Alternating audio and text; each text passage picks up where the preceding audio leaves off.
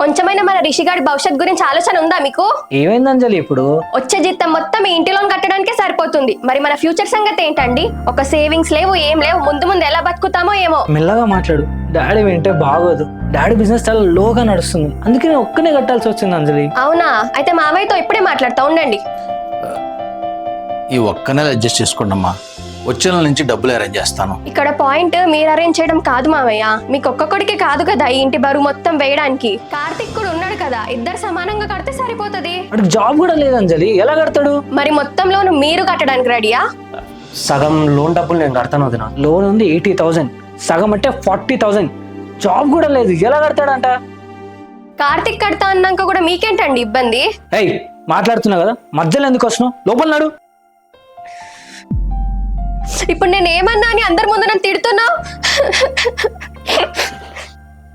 ఆ 40,000 నేను ఇస్తానన్నా, అనవసరంగా ఇంట్లో ఈ గొడవలు ఎందుకు? వాడు ఇస్తానంటున్నాడు కదరా, నీకేంటి ప్రాబ్లం?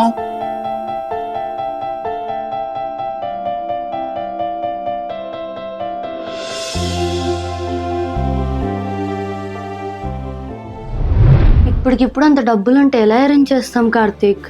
నాకు అదే అర్థం కావట్లేదు రేఖ.